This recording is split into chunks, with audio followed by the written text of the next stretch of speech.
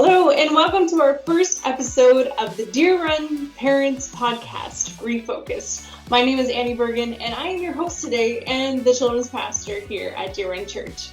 The goal of the podcast is to help parents navigate the crazy, wild, awesome journey of parenthood, have some laughs, and ultimately bring ourselves back and refocus on our main mission as parents. We were placed in this role to lead our children to become fully devoted followers of Christ. And also in our community and our church, we have amazing people with so much knowledge and resources that I wanted to share them with you all. The topic that we want to explore today is children and anxiety. My children right now are 5 and 2, and to be honest, I'm not even 100% sure what anxiety would even look like in a preschooler, or even what the warning signs would be. And as I'm talking to parents with older children, I'm hearing that quite a few of their children are struggling, especially since this pandemic. So this conversation that I'm about to have with our first guest will be really helpful for myself, and hopefully to you as well. So please welcome our first guest, Martha Unger. She is a wife, a mom, a longtime member and attender of Deer Run Church, and she is passionate about mental health, especially in children.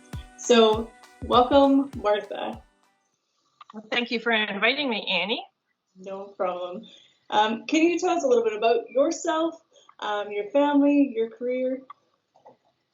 Yeah, for sure. So just like you said, I am a wife of a wonderful man.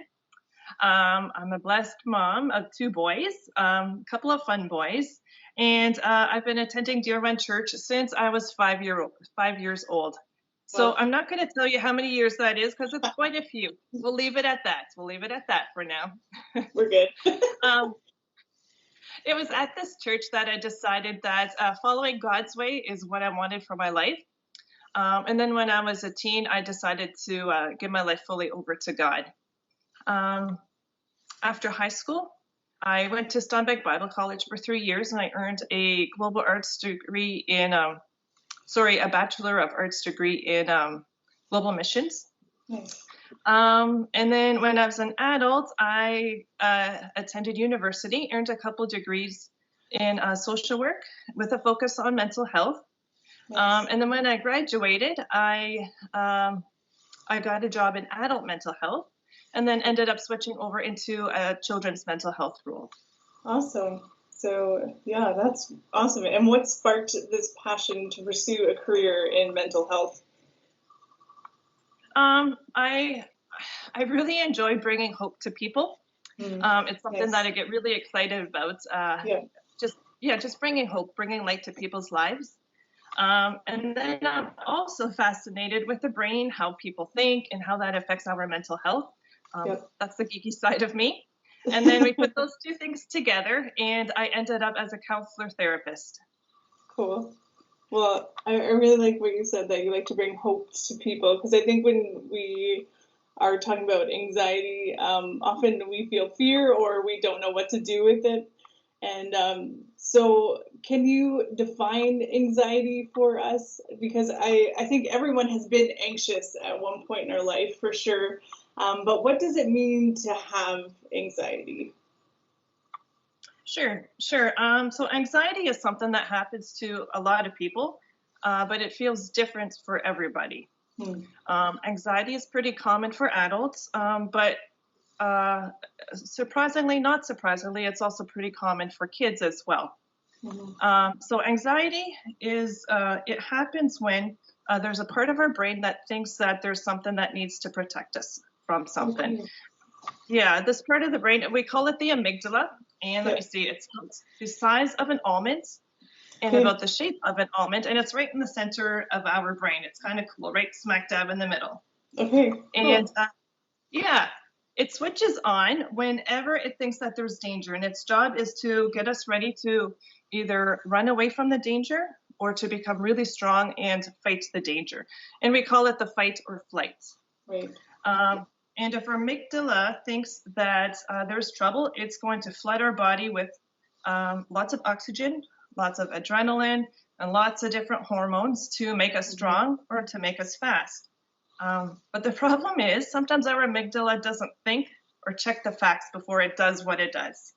Right. It's a doer, not a thinker, right? Okay. So let's say we're walking in the forest and all of a sudden there's a bear chasing us.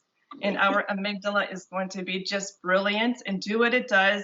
So we can either run away from this bear or we have the strength to turn around and fight the bear. I don't recommend fighting the bear, but our amygdala is getting us ready for that stuff. However, sometimes our amygdala acts as if there is a danger when there really isn't a danger, and our body is going to respond the same way. We're going to fill up with the oxygen, that adrenaline, and the hormone, and we're not going to be doing the running or the fighting, which means our body is going to build up with all of that, and there's going to not be anything to burn it up. Okay. And so that's when we feel, that's why we feel the way we feel when we're anxious. Yeah. And so it's kind of like us filling up a car without driving away. We're going to fill up and fill up and fill up. Eventually it's going to pour over. The gas is going to pour over and cause all sorts of trouble. Similar with anxiety, if we don't burn that stuff up, that fuel, we're going to run into some trouble. We're going to feel pretty uncomfortable for a bit. Yeah.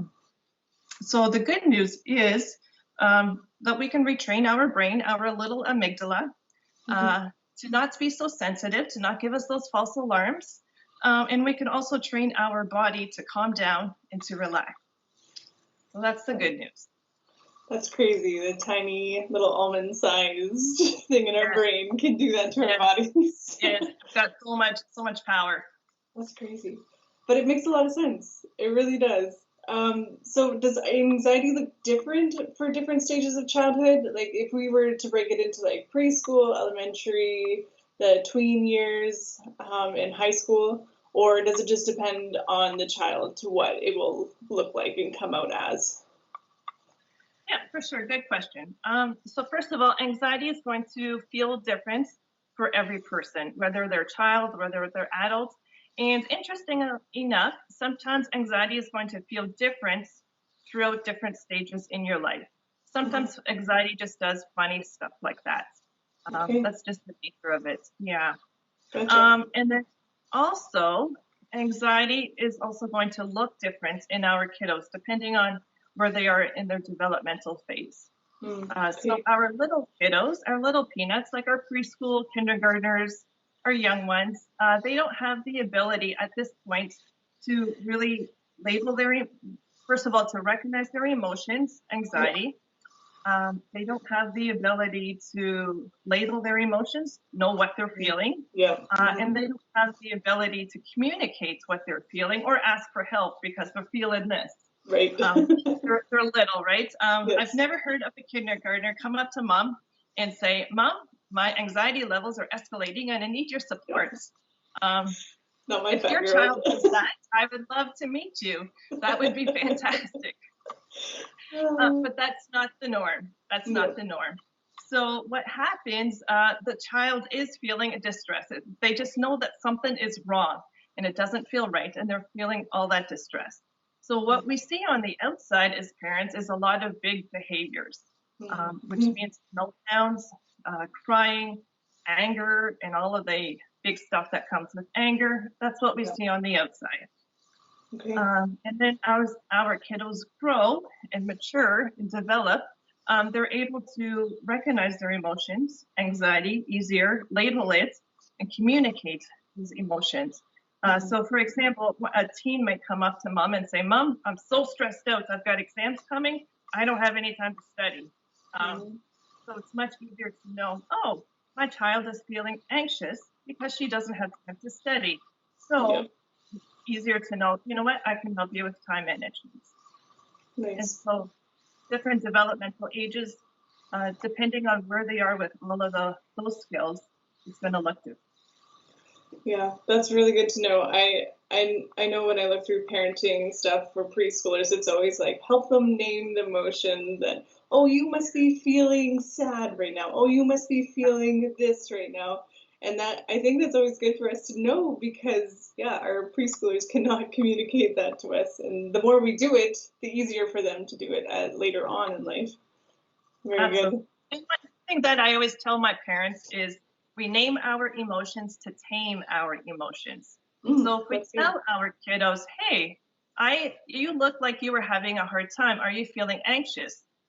Just by saying that, by naming it, it's going to control that anxiety, just like that. Very cool. That's good to know. So it's not something to brush under the rug. It's so No, to say. we don't brush it under the rug. It's gonna get worse. Well, okay, I was doing a little bit of research, and I came across the Children's Mental Health Ontario's website, and I was just looking at some statistics about anxiety, and they honestly they shocked me a little bit. So I'm just going to read a couple of them. And oh, I should mention these were taken before the pandemic in 2017. So to put it in context a little bit. So half of Ontario parents have reported having had concerns about their child's level of anxiety.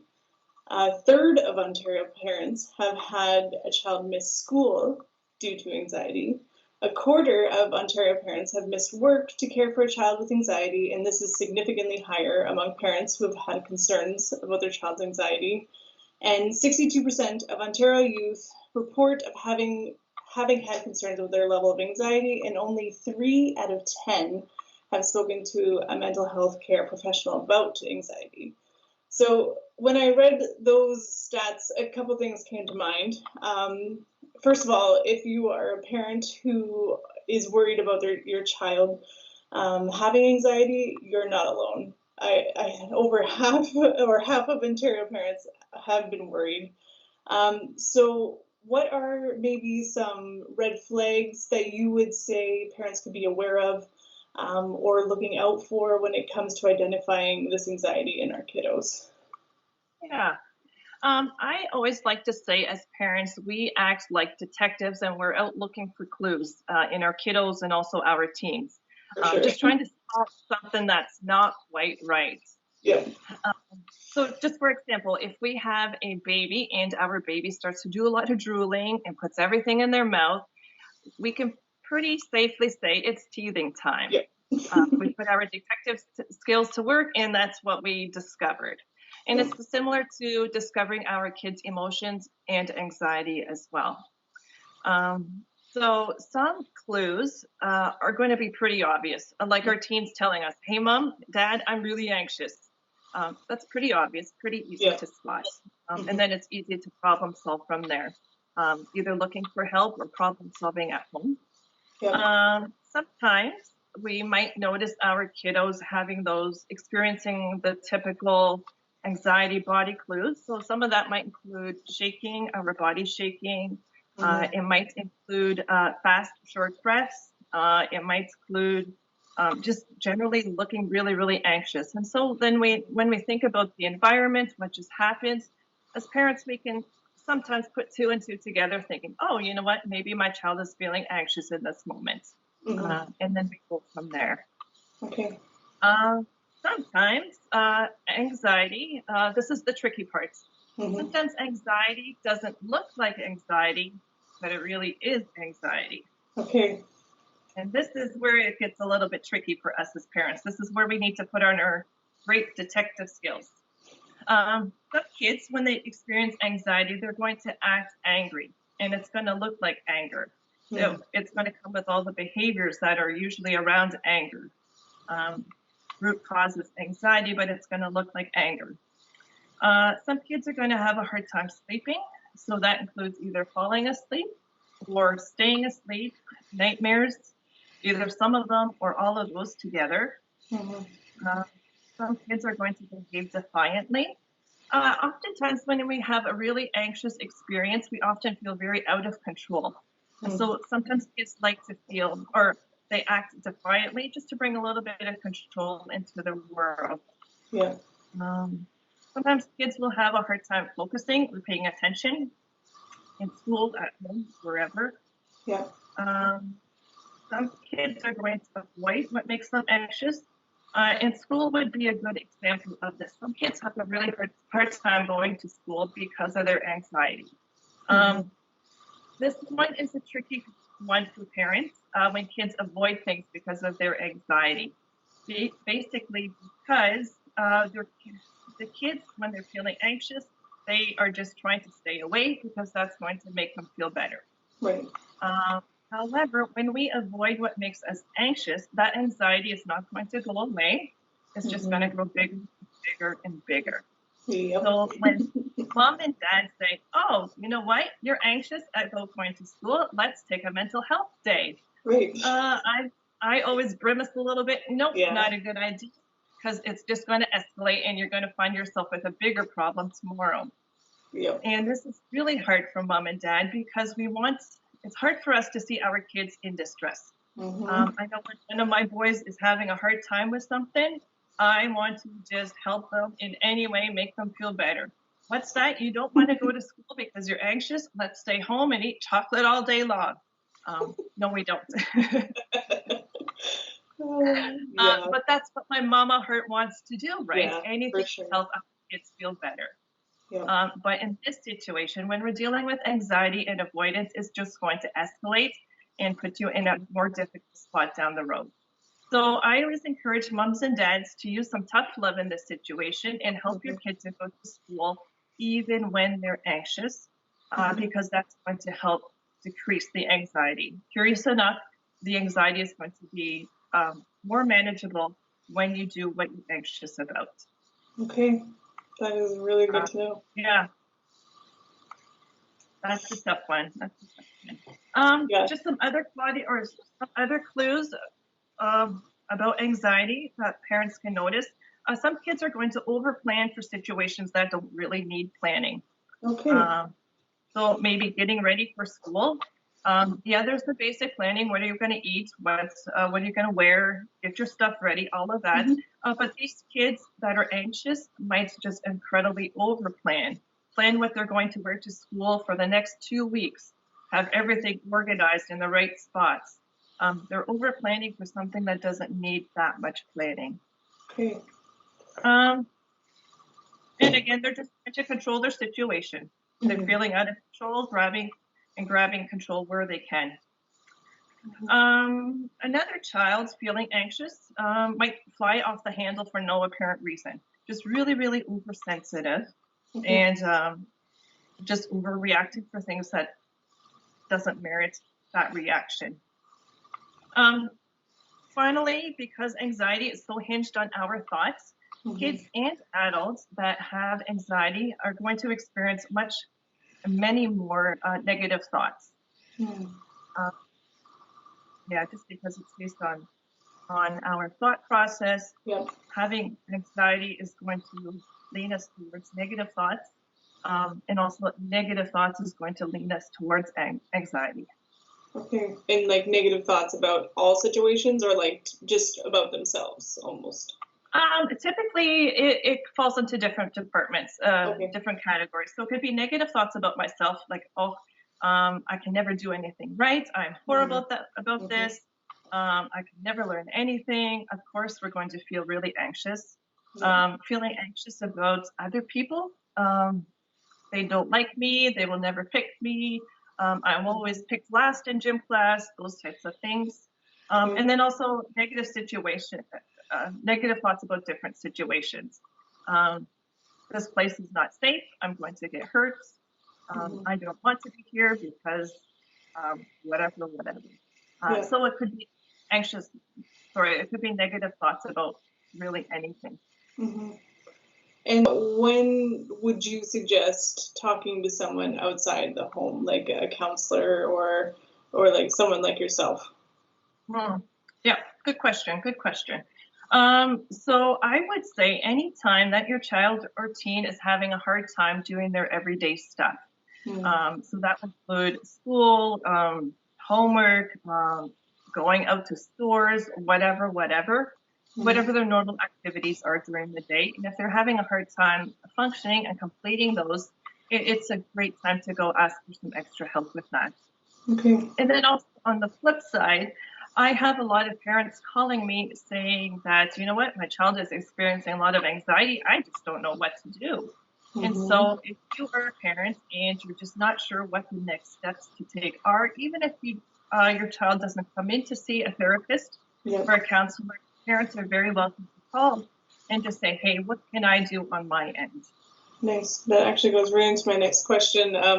what are some tools we can put in our parenting toolbox? Because I know when I was reading those statistics, I would get a little bit like a knot in my stomach, like I'm not prepared, like if and when this would happen to my own children. So what are some things that we could put in our toolbox right now? Yeah, for sure. The first tool I would say is our mindset as parents. Just being mindful and being aware that our kiddos and our teens just might be feeling anxious or having some anxiety issues. And oftentimes as parents, our first and initial reaction is to become really anxious ourselves. Please be mindful of that.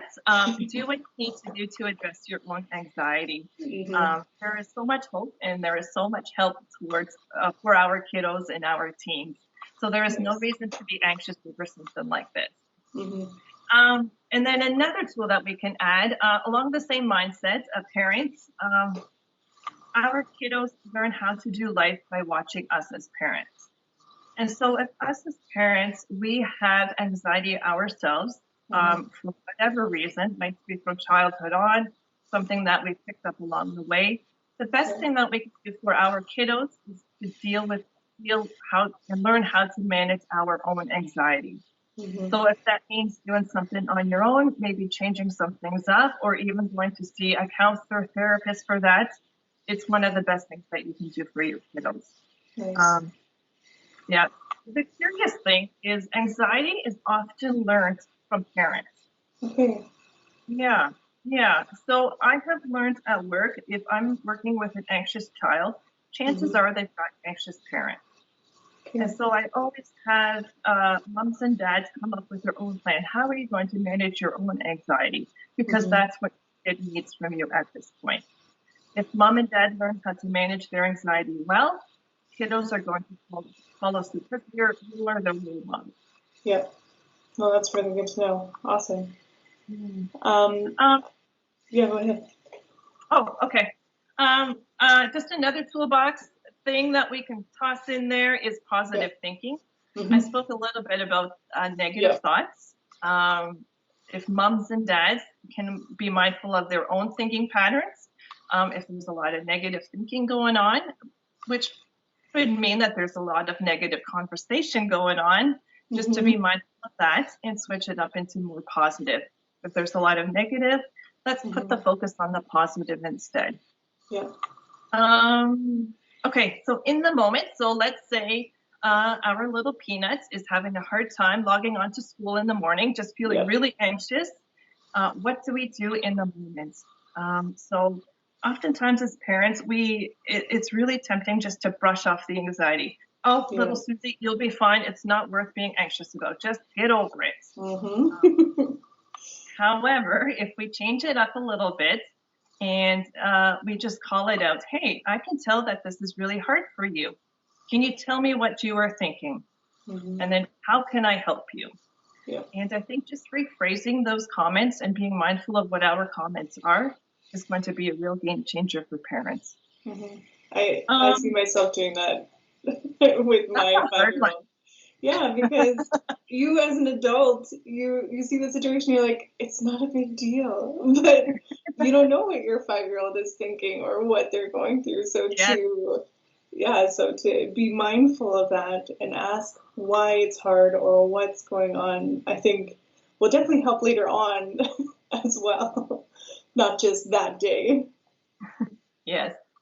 Another in the moment is physical exercise. Earlier on, I spoke about how our amygdala sometimes gives us false alarms, and it thinks that there is danger when there really isn't danger, and it still fuels up our body with the oxygen, adrenaline, and hormones. But because there is no real danger, our bodies are not burning up all of that fuel, and that's why we're feeling anxious. That's where we get that yucky feeling from. So to burn it up, we're going to do some physical exercise. We're going to just move our bodies because that's going to burn up that fuel that we've got surging through us, and it's going to help us to feel better. So I always say anything that's going to raise your heartbeat.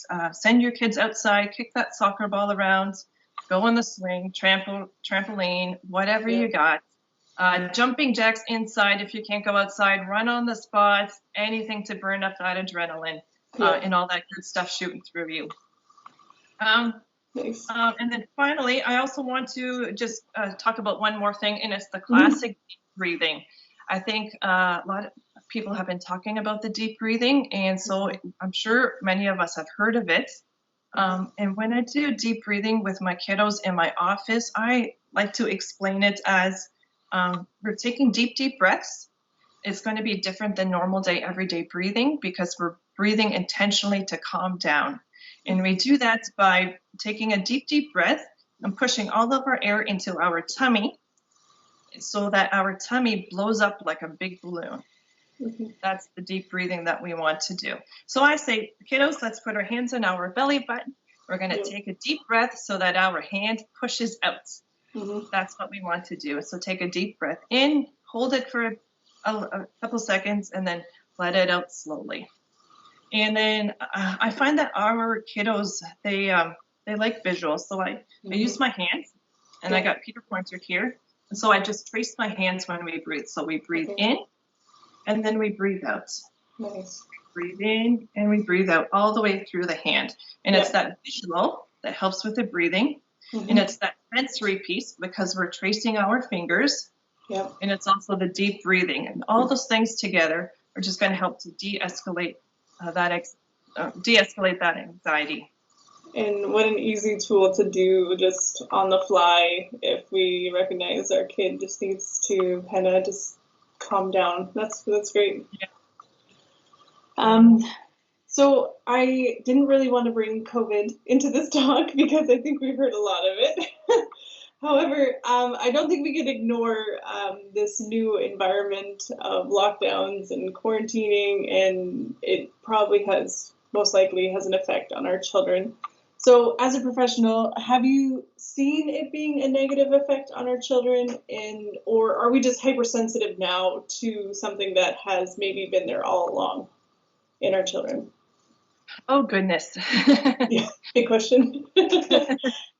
Maybe yes. I think the answer to your question is yes to both. COVID has definitely had a negative effect on our kids and teens for who knows how many reasons. First of all, as moms and dads, we're facing a lot of uncertainty. Some parents are facing health issues. Some parents are facing financial issues. And just the uncertainty of, hey, when can I next see my family? All of those things, which is pretty much a nice breeding grounds for anxiety for parents themselves. And like I said earlier, if our parents are feeling anxious, chances are that our kiddos are going to pick up on that, and then their anxiety is going to naturally escalate as a result. Right now, our kiddos are seeing a lot of adults that they trust, and general adults a little bit more escalated and a little bit more worked up over all sorts of COVID reasons. And our kiddos, they've got a little radar. I always say that God's given our kids a little radar to pick up on these things. And they do very much pick up on these things. For sure. So if our anxiety goes up, chances are their anxiety is going up as well. And then secondly, I think a lot of our kiddos have had more change and more adjustment than some parents have. Many parents still have the similar routine of going to work. Maybe some changes, might be working from home or whatever, different hours, but they're still the same job. Meanwhile, our kiddos are no longer in school, in their school environments. That routine has been completely changed for them.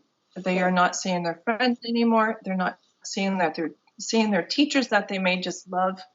Everything is very, very different for them. And so just trying to adjust to that change can be very, very stress and anxiety producing for our little kids. Plus seeing mom and dad stressed out when technology for online school isn't working out. All those little things tend to build up and just create a big anxiety opportunity. So I guess it kind of leads me into the question, our next one, and you mentioned it before, but can anxiety just come out of nowhere, or is there something that usually triggers it? And you mentioned parents' behavior is really big in this. Is there any other things that could trigger anxiety or any situation? I'm going to say there is always a trigger. Mm-hmm. It might not look like there is always a trigger, but there is always a trigger. And when I work with kids and families with anxiety, I always talk about automatic negative thoughts. Mm-hmm. And so I explain it as all of us as people, kids, adults, have conversations in our heads going 24, well, maybe not 24/7, but throughout the day, we definitely have conversations in our head. For sure. These conversations could be positive. These conversations can be just neutral, and sometimes these conversations are negative, can be quite negative. Sometimes we are very aware of the negative conversations in our head, and sometimes we're not so much. It's almost as if these negative thoughts sneak into the back door of our minds, and then they slip right out again, and all we are left is with that feeling that they have given us. Mm-hmm.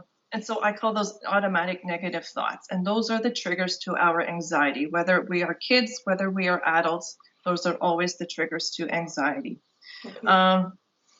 So part of learning to manage the anxiety is to become aware of what our thought process is, mm-hmm. and then just changing those negative thoughts into something more positive.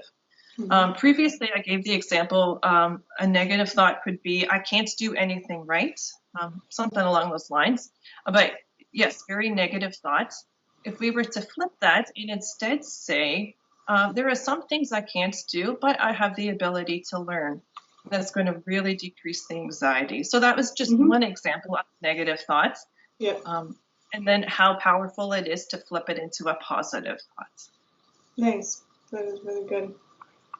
And what is some spiritual advice or concepts or verses that you would like to give to parents as those in the faith community struggle with this as well? Sure. The second half of 2 Corinthians 10 verse 5 says to take every thought captive and make it obedient to Christ. Mm-hmm. And then what does it mean? What does a thought look like that's obedient to Christ? Yeah. And then Paul talks a lot about it, about what our thoughts are to look like in Philippians chapter 4, verse 8. And he very clearly outlines how we're supposed to think. Mm-hmm. And I find it very interesting that the Bible is full of different verses on how our thoughts are supposed to be, on mm-hmm. what we're supposed to focus on, and where we're supposed to look towards. And so all of that, it says to me that we are very much in control over our thoughts, mm-hmm. and that we have the ability to change our thoughts. And so I really think that moms and dads, if we have the ability, and if we would make the conscious effort to really live out these verses, we would be in a better spot mentally, both with our anxiety and other issues as well. That being said, I also want to put a little caveat in there. Yes, this is going to be very, very helpful. Sometimes there are other things that we need to do to help our mental health, help our anxiety mm-hmm. as well. I also want to say that it can be very scary for parents to learn that our child may be struggling with anxiety or any other mental health issue. Mm-hmm. I've spoken to many parents that are just very, very afraid, mm-hmm. and it can be very scary. It can be have a very out of control feeling. Yeah. And I'd like to turn to it's Isaiah chapter 41, verse 13, when things get a little bit scary for me. And in the Message paraphrase, it says, because I, your God, have a firm grip on you, I am not letting go. I'm telling you, don't panic. I'm right here to help you. I love that. Mm-hmm.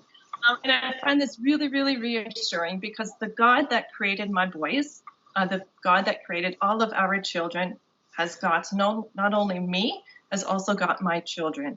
And he's in control, and he's telling me not to panic because he's going to help me. Cool. Love that. Awesome. Well, the next question I was going to ask, what encouragement would you give to parents who are in the thick of this right now? Maybe they are bringing their children to counseling, seeing a therapist. Maybe they're just becoming aware of the anxiety in their children. What encouragement or hope would you like to give to the parents listening or watching today? Okay. I would love to tell the parents who are watching today, don't give up. There is so much hope. There are so many professional agencies within this county that are willing and ready to help. Even during COVID, we are all open and we're all available to help. And to not give up. Reach out to friends, reach out to family members for support. And the more people you have on your team, the better off that your family is going to be. I see kids' mental health as family mental health. And so when I work with my kiddos in my office, I always bring in the family. So if the family is fully supported, our kiddos are going to be fully supported as well. So moms and dads, hang in there. Good stuff coming. A lot of good stuff coming. Awesome. And would you be okay with parents reaching out to yourself? Or how would you like them to do that? Yeah, absolutely. Please reach out to me. I would love to help you, no matter what situation that you are in. You can reach out to me through Messenger. Send me a private message. Send me a text. I believe the church has my contact information as well. If you need it, contact the church, and I'm sure they will give it to you. Yeah. Yeah, definitely. They can contact myself as well, and I will forward that information too. You said that mental health organizations are all open and ready to help. What are some that you could just name off the top of your head that parents could reach out to? For sure. There is Children First, and this agency works with kiddos and families, kiddos from birth until 6 years old. Okay. Last time I've heard, right now they are doing online sessions because of COVID, and then they will be switching to in-person later on. And then there's the Regional Children's Center, and we work with kids from age 6 to 18.